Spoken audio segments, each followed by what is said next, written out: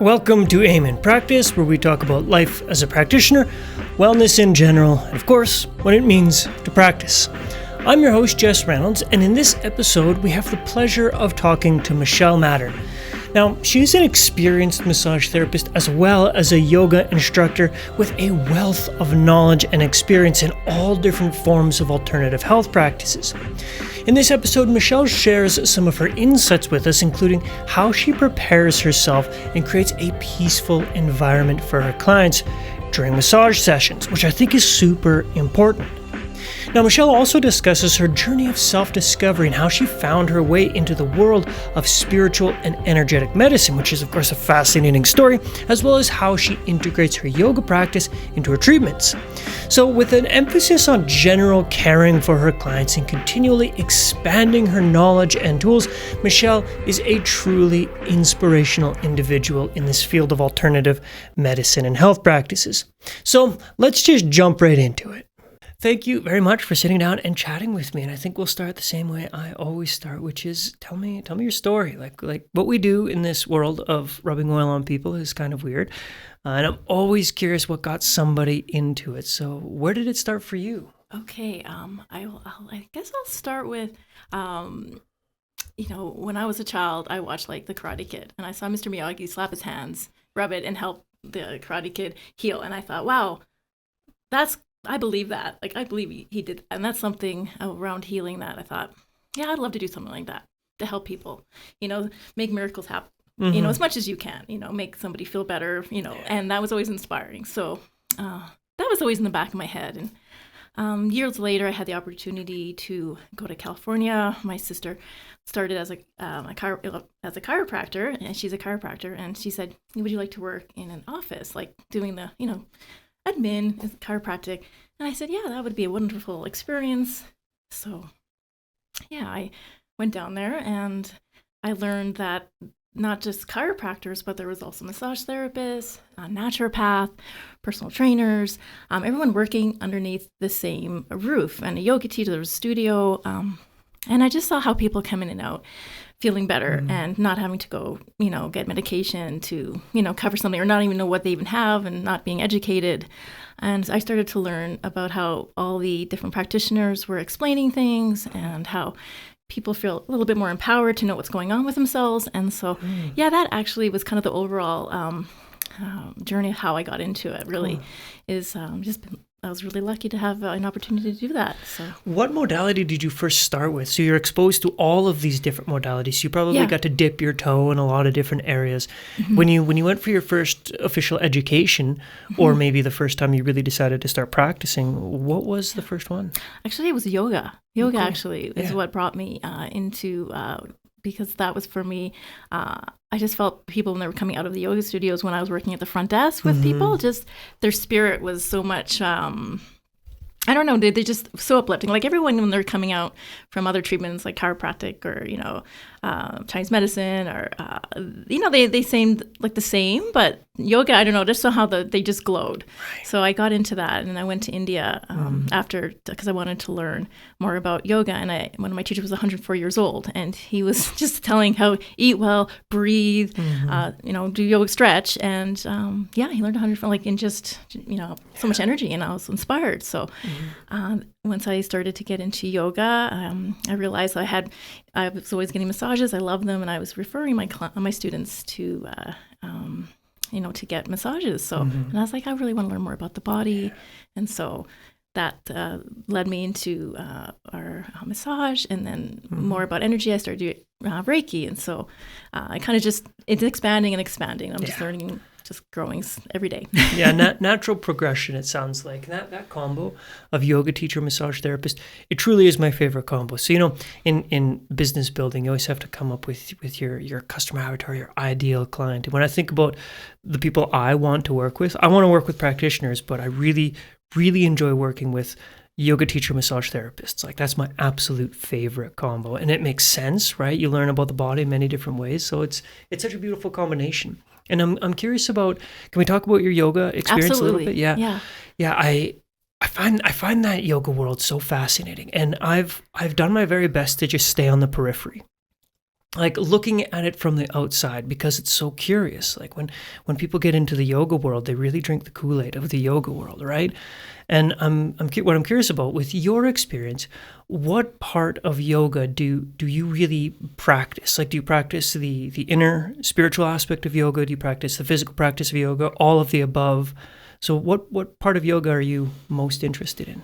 It has always been internally. I was always a child I meditated without realizing it was meditation. Like my mom would wake me up in the morning and say, Michelle, what are you doing? Are you awake? I'm going, I'm sitting up until I wake up. And she's like, oh, okay. And she walked away. So it wasn't something familiar. So when I got older and, got on my yoga path, I'm like, oh, that was meditation. That was something I do. And I used to chant too, like things I never, like my whole family is very Western minded. So that came out of the blue. So I felt very, I don't know, special. And, I always just felt like vibration healed and just anything that was, connected to your spirit. So I was really excited about learning more about what I was already doing as a child. That was, so it started really spiritually for me, which a lot of people in the West start physical into yoga.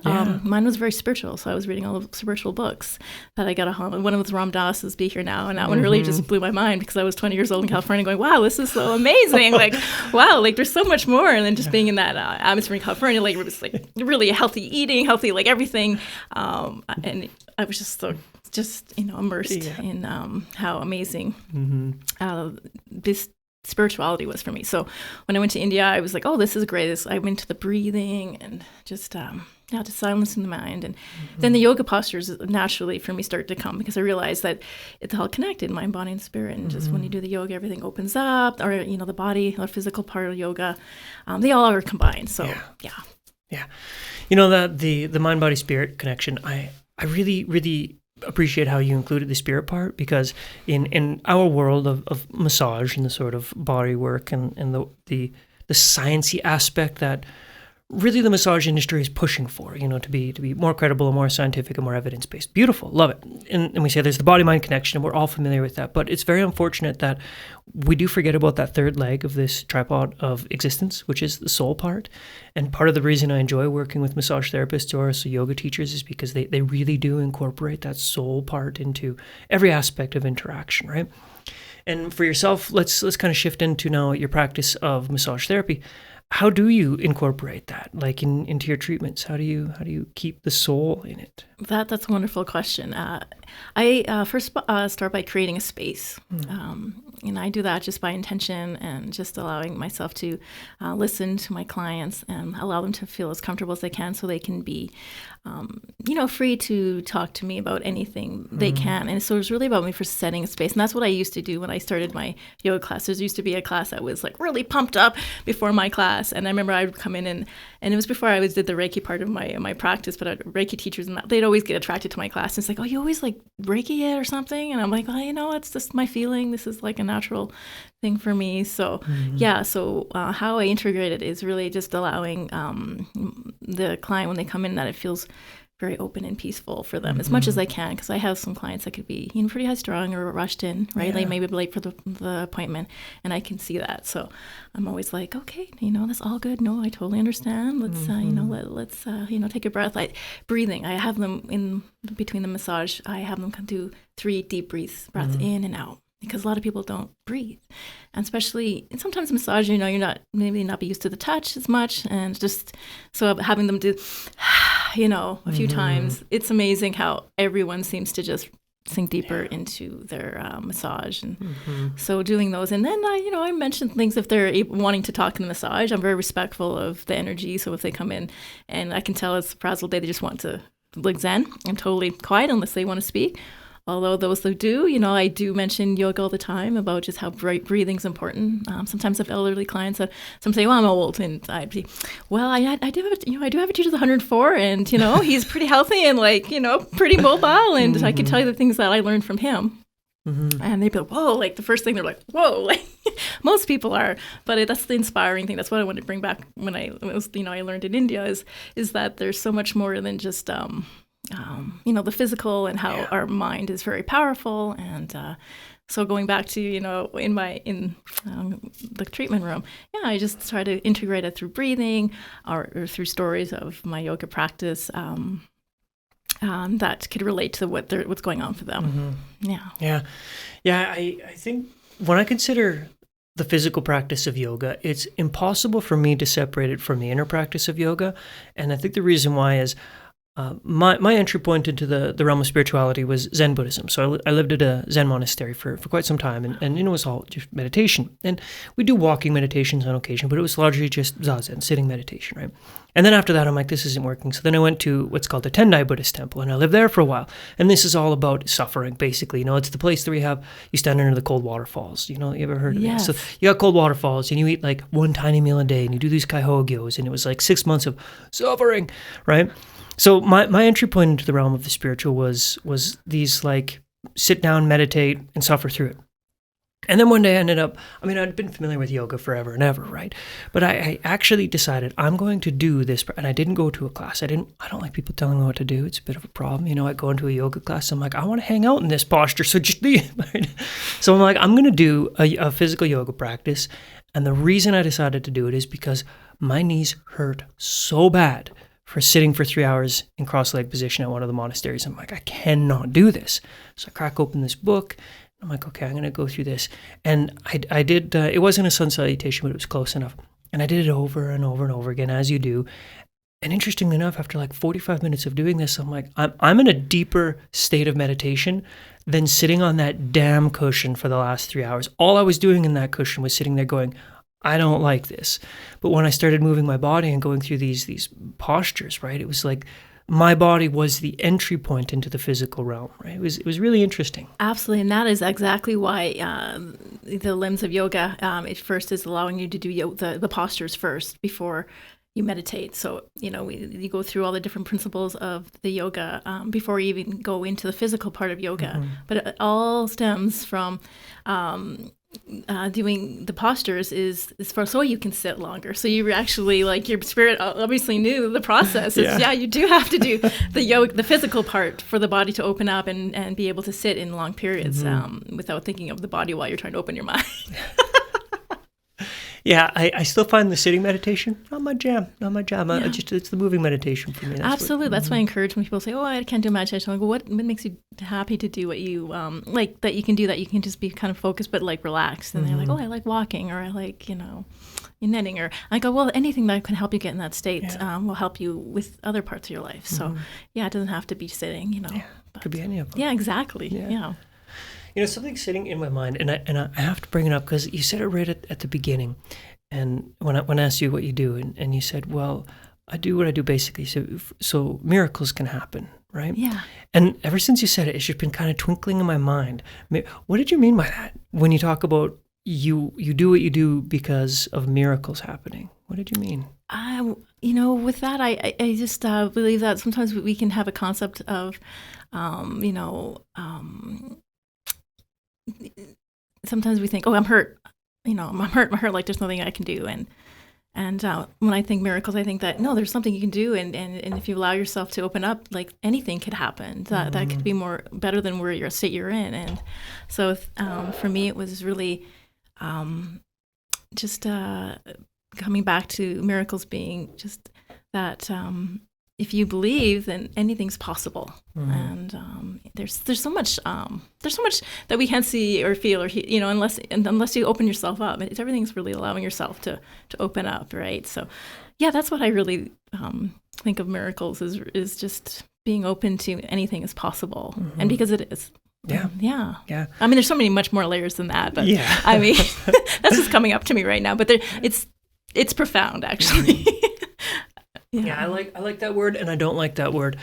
I like it for the obvious reasons, right? Yes. But I don't like it because it tends to get overused. Yes. And then people get jaded, like when somebody says, oh, miracles happen, it's like, come on, right? Like yeah. No, that's true. You have to kind of, with different people, maybe word it differently. I think you can, in a way, with my clients, that's something I really have to be mindful of, without, me making like their judgment, right? So I have to really speak their language in a way to make it as much as I can, but you have to. Yeah.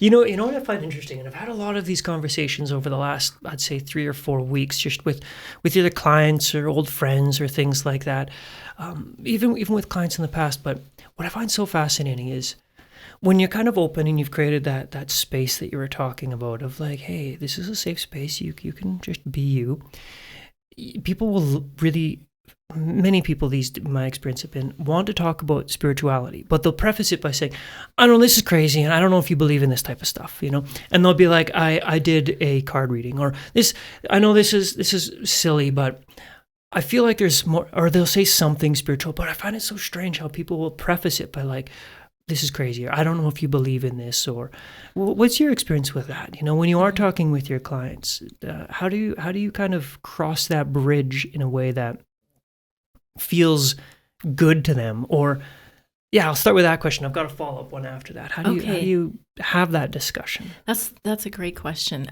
Really, it's listening to what they're passionate about, and then once we start to kind of open up in that way, then they'll say, oh, like I say, well, like, oh, I'm a yoga teacher as well, so as a mind, body, and connection, as and it's like, because I asked them at the beginning, what they do for work and like, what's going on. And so when I speak with them, I think just allowing them to express what's going on, then they'll start to kind of, like their layers start to peel, and then they'll start to open up by, saying things exactly you were saying, like, this might sound crazy, or what do you think? That I get that quite a bit. What do you think about such and such? Or, because they're starting to feel it out too once they get a little more comfortable when you're working on them. And, when I tell them, oh, I'm a yoga teacher, because, and in different ways, I may not say I'm a yoga teacher at times when I massage, although, just the ways to open up for them. I mean, you got the vibe, right? Yeah, like you got the flowy vibe and the kind of the hippie vibe, right? Exactly. So people will probably see that in you and be like, I think it's probably safe to kind of crack open the can of weird. Yes. Exactly. Yeah, and I mean, my experience has been, it's like Dr. Jess, the guy who wears polo shirts and blue jeans and, has his hair combed all the time, right? Yes. Like my outward appearance would be like, I am a science-driven data guy. Yeah. But at the end of the day, I'm still a TCMD, and my whole world is energy and hippie and absolutely. Yeah. So it's a strange position to be in the Western world and firmly in it. Yes. But also simultaneously and oftentimes paradoxically, be very open and active in the spiritual realm. And bridging those two worlds can sometimes be quite challenging, right? Yeah, absolutely. Mm-hmm. Yeah. I think yoga is one of the best ways that we do it. I do have a bit of a beef with yoga, though, if I'm being honest. And I talk about this beef on occasion. Yeah. But my beef is in the West, in the way that we practice yoga, is it's not real. It's like people go into a hot yoga studio and they'll kick their ass for an hour and they'll come out with like a torn ligament and a sore back and be like, I'm a yogi. Yeah. And it's like, that's not it, though. That's unfortunate that that's what you think it is. Yeah, absolutely. That definitely is, I think, even in the yoga world with certain, types of yoga and that, it's sometimes it's just focused on the physical. And then, people, some would say, I'm a yogi, I could see that being a beef. And for sure, for me, when I learned, I went twice to India to learn advanced yoga as well. I really wanted to learn what the true yogis learned. So I went to the birthplace of yoga, Rishikesh, and I wanted to bring back to the West not only the physical but the spiritual. So my classes are always driven with, very knowledgeable about spirituality, about breathing, mostly in breathing. I definitely. I'm just mindful of who's in the class and what, comfortable, but I'll say what, if you're not comfortable with something, just allow yourself just to, just be who you are and enhance your beliefs. And so for me, I could see that. So, because when I hear that, I also the hot yoga thing for sure. My teachers, one of my teachers, actually, she was a yoga teacher. She was Kung Fu master, and she was also a yoga teacher. And I just loved her, philosophy of, allowing yourself to just breathe and just be in the moment. And and for me that's what I wanted to do with my students. So and basically for me that's either you love my class or you don't like my class. There's no happy medium with me because she's spiritual, but I try my best to fit everybody as I can. But it's that's the beauty, right? That's the beauty, right? But I really bring the true roots of yoga is the breathing and just allowing people just to feel safe in the class and just allow themselves to love themselves no matter what, and just be in the moment, be good to themselves. And that's why I always encourage in the class, because rather than, I do check and say, yoga does show us our ego. So, it's good to give yourself a little bit of challenge, although yoga does allow you to see, that, being in the moment is where there is no judgment. There's just being centered in this present. Yeah. So. Yeah. I mean, there's so many beautiful aspects of yoga, be it the physical practice or the internal practice. And I mean, I'll complain about hot yoga and I'll use it as an example of what's wrong with yoga in the West. But at the end of the day, I still do enjoy a hot yoga class from time to time. Like, I like being hot, but I'd call it an exercise class. Like, I'm going to go to an exercise class instead of yoga, right? Yeah. But nevertheless, I think it's a beautiful practice. And within what you do, right? Because you said you do yoga, you do massage, you do Reiki, you do Kung Fu, right? So you've got this kind of like cauldron of goodness when it comes to all the modalities that you practice. So you're fairly well steeped in the natural health world, right? Absolutely. So in general, what's your opinion of this natural health world that we're in? Like, what does that mean to you, natural health? For me, natural health is really about empowerment of your own self through natural means, knowing that you, not physically and mentally, through meditation and your what you eat, what you do for your exercise. Of course, yoga is something that combines everything. But for me, that's what's like connects to natural health, right? It's just really, really connected to being able to empower yourself through journeying into different ways you can heal without having to go to a doctor who may give you medication and not really educate you on anything that, gives you go to a pharmacist. Everything kind of separates them a bit, I mean, not all doctors obviously are like that, but I just feel like the natural health, there's so much more to than just, telling there's a symptom and this is what you do, but not explaining it. So natural health for me has always been empowerment of yourself, that you can help yourself. Do you think it's for everybody? That's a good question. I think there are some people that may just, not be open to that. So I guess that's the only way I'd say maybe it's not for everybody if they're not open to it, right? Unless they're in extreme pain and it doesn't help with the doctors. Because as I said, I used to work at a front desk and I worked with a Chinese medicine doctor, and I remember this male client come in and he's like, I've tried everything. This is the last resort and I didn't even want to come. I don't like needles. I don't like it. He comes out like, oh my gosh, what a miracle. Oh, why didn't I do this sooner? And I just thought like, yep, there you go. You finally seen the light in a way, But yeah, and sometimes that's a blessing for people where they'd have to go through the medical system and maybe like it's not working for them. And then all of a sudden here this, natural, modality, like treatments through all the different practitioners, like Chinese medicine doctor, acupuncturist, so that's natural health for me is definitely about really being educating and open to empowering yourself. I think that's a beautiful term, empowerment, because empowerment does, in my opinion, include knowledge and the sovereignty of decision and being able to choose what to do with one's body. And I mean, it might very well include pharmaceuticals, right? I mean, right. I've got some clients who, like, there's just no option. They have to be on pharma for one reason or another, right? But nevertheless, I think regardless of what the condition is, let's use something quite severe. Like, let's say somebody has schizophrenia or severe bipolar or something like, and it does require medication. But supplementing that with natural health, and we could even maybe say the other way, supplementing natural health with pharmaceuticals is nevertheless, there's still lots of space for this natural health or integrative medicine. Absolutely. And you said integrative. Yeah. Exactly. Yeah. And like you said, yeah, for sure. Some people this is some, they need medication. Yes, definitely. But they can empower themselves with natural and blend them together and being educated to say, okay, this is for this, but I realize that this will help overall with everything else. Then, yeah, I believe that's what natural health is, very fitting for everybody, really. Like if they, have that situation where they need the pharmaceuticals, then at least they know that there's more than just that, because sometimes with, pharmaceuticals, they can get sick in other ways, and natural health, practices really do help them with that. So yeah, overall, I think it's for everybody if they're open to it. If they're open to yes. it. That's a big one. Yeah. Yeah.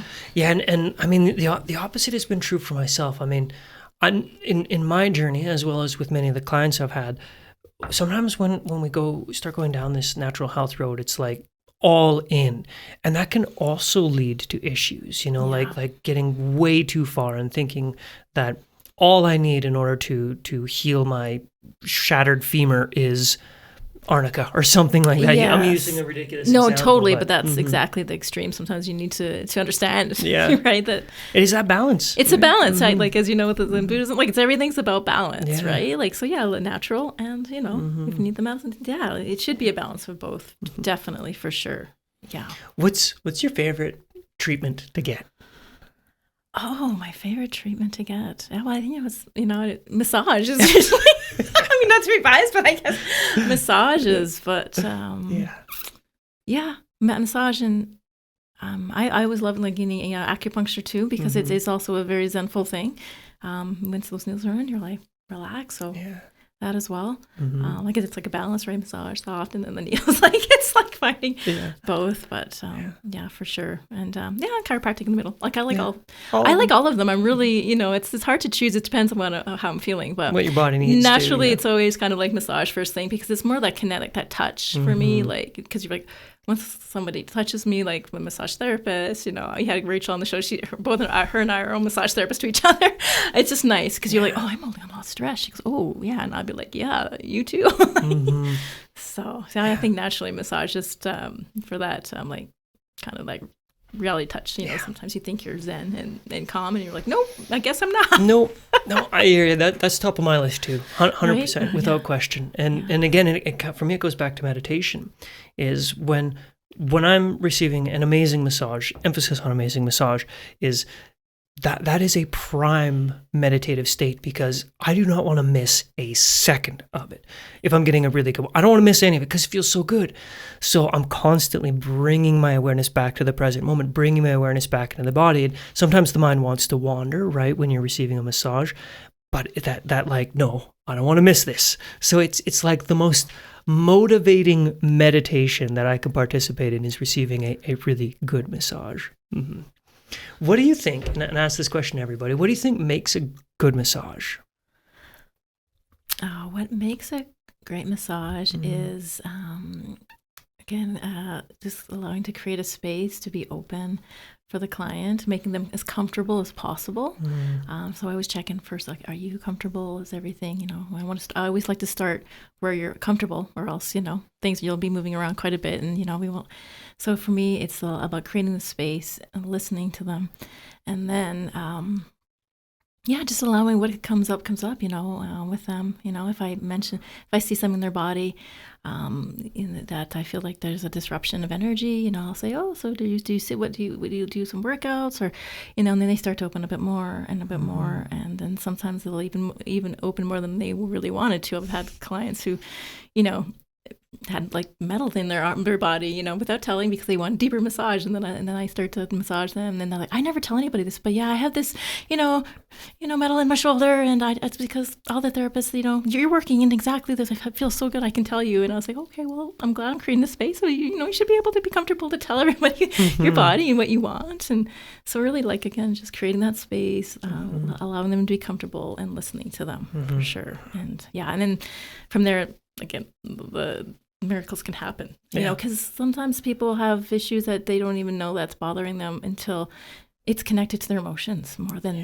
and I'm sure you may in your work too, and many other practitioners I've heard, and is, sometimes like things won't get solved even though you're doing every treatment you can for them until they mentioned like, oh, I haven't talked to my daughter-in-law in 5 years and we have a strain, and then they start talking about it, and then next time I see them, like, I did talk to them, I feel better, and and I'm like, this is feeling better, and the low back's not bothering them, or things like that, right? Yeah. Like it's it's just, again, just creating that space for them to be open and comfortable. Yeah. And I mean, that certainly answers my next most common question, but if there's anything additional to this question is, so that's what makes a massage therapist good. What do you think makes them successful? So you're fully booked, right? So you're obviously very successful at what you do. Well, you could answer it like, what do you think has made you successful? Or maybe you could be more general as far as what do you think would make a practitioner or massage therapist successful? Learning as much as you can about the body, like just taking, any kind of course or reading any book that really allows you to enhance your knowledge with the body, and also just, just being curious of other modalities, anything that can help the client. So for me, it's just expanding my knowledge. And then you have all these little tools. Like I have so many different tools now. Like I have the acupressure I've been using. I have courses I've taken, like neurofascial release. And I have like, I love doing cupping, like just all these different modalities you can bring in. And even like my Reiki, I can combine all of that, which is beautiful. And there's so many layers that I'm starting to learn. So I think back to your question is just really just educating yourself and what makes you feel good. Like what would you want? Like if you went to someone, what would you want? You want someone that's on top of things and they're passionate about what they do. And that really does entice you to want to, like, he cares, he's listening. Like, Dr. Jesse's listening, like, and he just knows where to go. And I'm inspired by his knowledge. He'll tell me this and that. And that's the same with me. Like the more I can learn, my clients like, oh wow, you do so much and you do da da da. And I go, oh yeah, just because I love it and I love to help people. And so I can tell. And that's a wonderful thing for a client to say afterwards. Like I can tell, like because it helps them. Like they actually care. And, Yeah, it is interesting how that actually makes a big difference. And I'm not sure if you have these days, I'd imagine, because most people do, but you get those days where you're like, I don't want to do this today. Yeah. Like, I don't want to go to work, or I really don't feel like being in the room, or you're having just a bad day. And it's interesting that your massage can be technically exactly the same, right? Yeah. Whether it's a routine that you do or whatever, right? But the massage, your techniques, same. Yeah. But at the end of the massage, it's not the same sort of look in the person. They get off the table and they're like, yeah, thanks, that was lovely, Yeah. No, that's true. Like, I'm human. Some days, I do, like, there's an odd day, like, oh, I don't, but then I'm like, then I think to myself, that's just me. What does my client want me to, like, I want them to get the full myself. So I have to stop before I even go into a room, because I may, like, naturally, sometimes we feel like that. So I energetically, like, okay, I always feel good when I go to work. Like I always feel, it's just always getting there, and then I'm, at times if I'm in those moods. But I kind of do like a little bit of a clearing meditation, breathing, and then I even kind of do like an energy cleanse of the room just to make sure it feels good and comfortable. And then I start to feel better. And when I know I'm feeling better, then I can start practicing. It's similar to when before I start teaching yoga. When my yoga teachers taught, it's just like make sure you're centered before you, because it's a human thing to at times feel like, oh, I don't feel like this today. But then I realized my purpose of why I'm doing this. I'm helping somebody that's having a really bad day feel so much better. And I know that's a gift that I have in me, because like I said, it was like something as a kid I wanted. I love to see, like, Mr. Miyagi fix somebody. I want to be like that too. And even if I'm having a bad day, it's not just that person who may have like 3 kids and they've had a hard day, and last thing they want is somebody that's like grumpy to massage them and have them feel like it's just like a piece of meat. And I've had clients say to me, you know what, I can tell that you're very in tune, and it's not like you're just doing a routine. And I thought, oh, that's interesting you say that, because, that my intention is always that, I'm listening and, that I'm, palpating the body so I can help you as much as I can and be in the moment. So and to connect back to my breathing when I feel like I'm drifting into that mode again. And it is an interesting thing, because to be that practitioner you're talking about, the one who has clients say, wow, you're really tuned in, you don't really have a choice, right? Like the practice of massage, or the practice of wellness, anytime you're working one-on-one with a client, it insists upon your presence. Absolutely. In order to actually do the job. Like the technical part, maybe not, but But as we know, like there's the technical part of treatment, regardless, acupuncture, massage, osteopathy, the technical part, it's super easy to learn.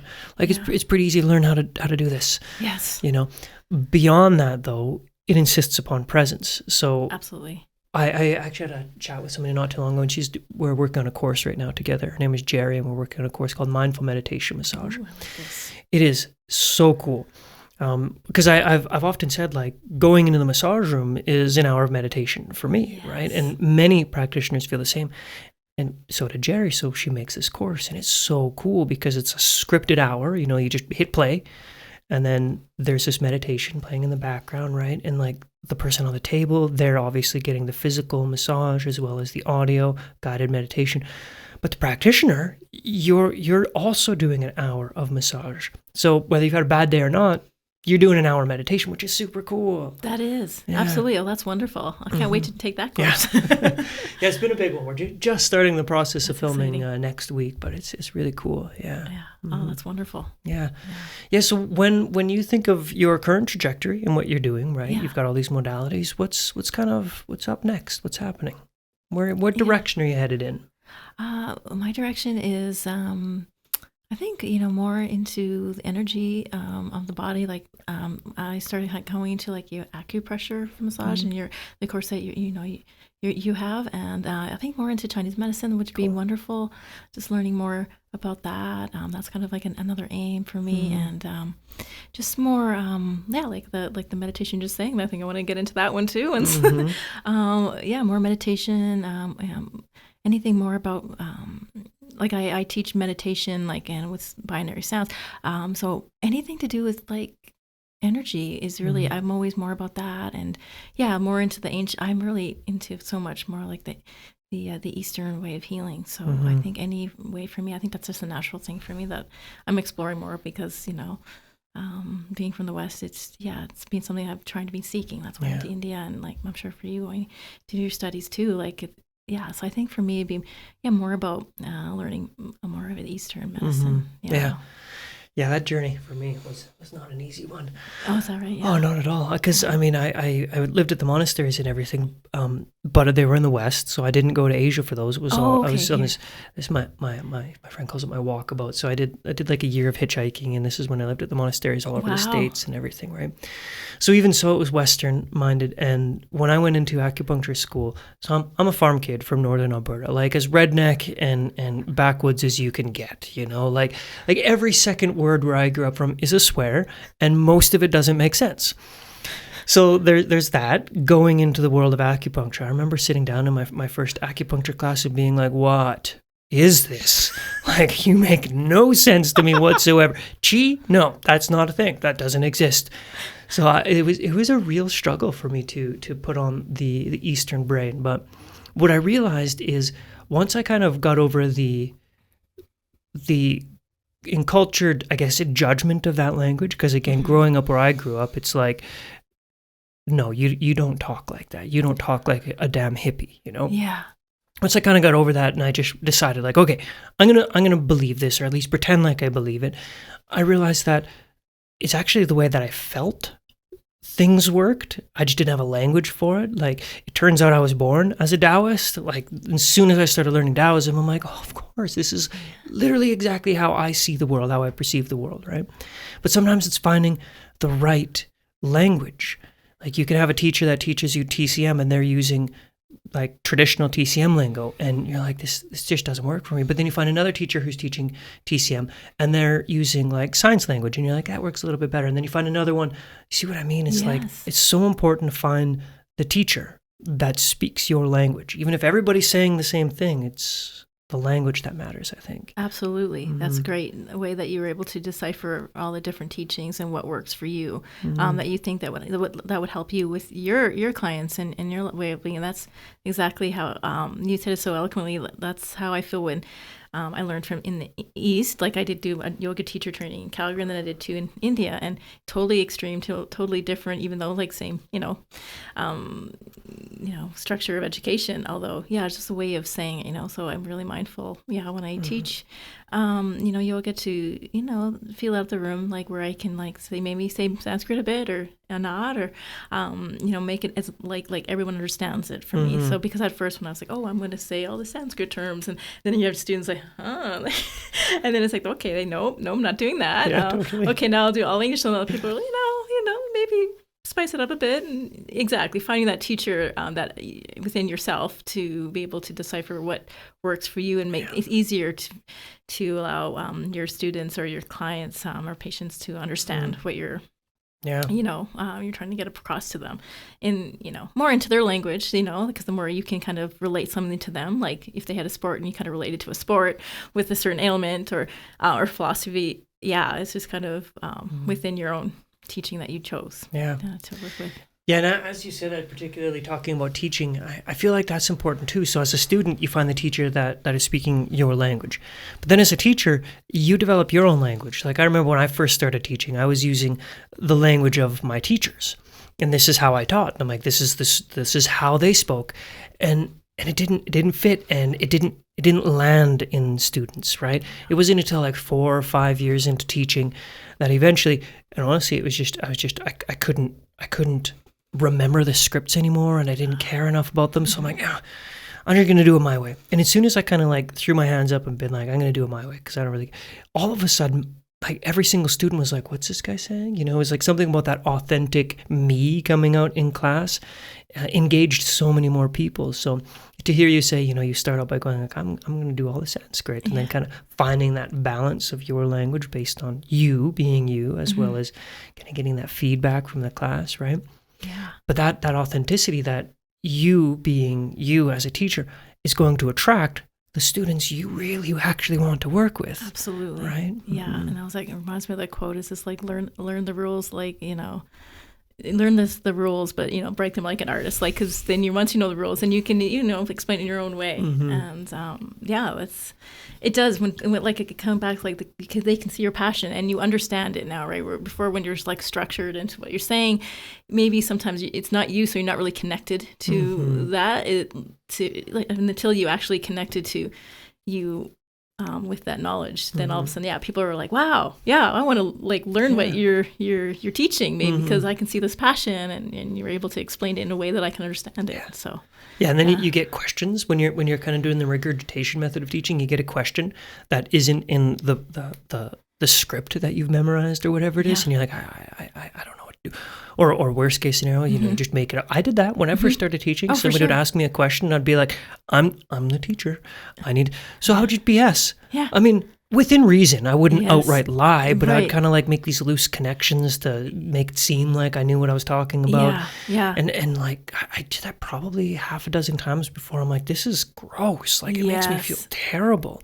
Yeah. That's amazing they say that. It's like, going into the teacher realm, that's how I felt with saying things too. So I'm always like, that's a good question. Maybe I'll give you my feedback. But again, it's you take in what you want from what I say, but keep yourself open to learn like from other.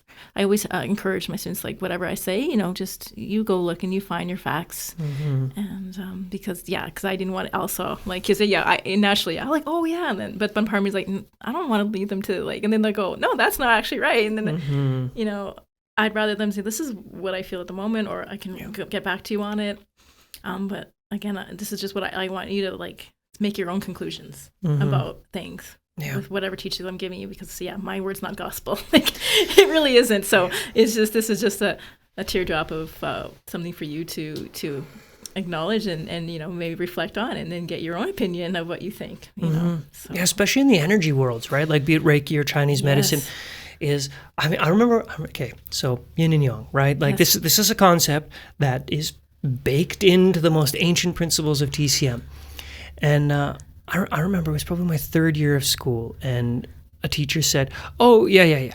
Yin is on the right and yang is on the left. And I'm like, whoa, hold up. Because literally this whole time, I've been thinking it's the other way around. And I'm like, am I wrong? Like, how did I memorize this wrong? Because I was a good student. I'm like, how did I memorize this wrong? And I go up, I'm like, I can't believe I memorized this wrong. And they're like, oh, no, it's this way. And then I go to the teacher that taught me, and I'm like, hey, teacher number 2 said this. And the teacher number 1 is like, no, it's this way. So these two teachers, very respectable, knowledgeable teachers saying the exact opposite thing about a fundamental principle. And I'm like, this doesn't work for me.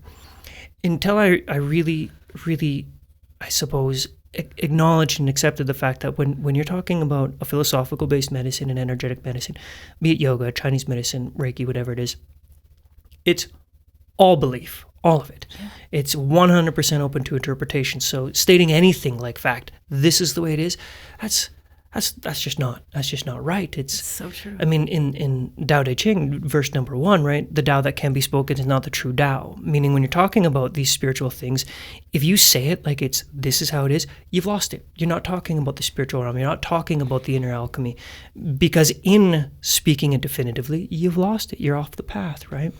Yeah.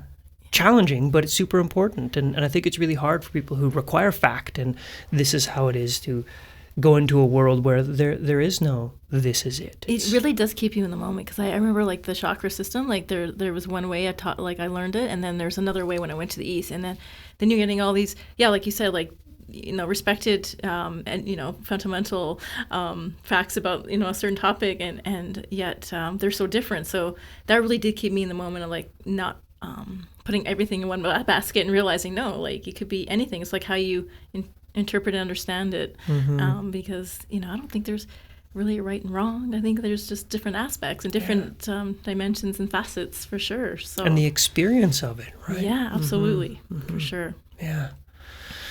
I think this is a really great place to tie a little bow on our conversation. How do you feel?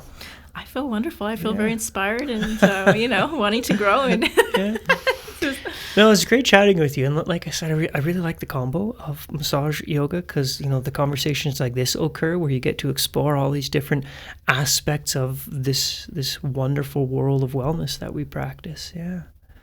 So, how can people find you? Are you on the socials? Yeah, actually, I do have a website. It's www.michellematernyoga.com. I also have my Instagram handle. It's Kung Fu Yogini Om. And my website, if you're interested to book with me, I do have a link in the booking. Or you just want to drop me an email or anything, just any questions. Cool. I would love to help them out. That's awesome. Well, thank you again for popping in. I really appreciate this conversation.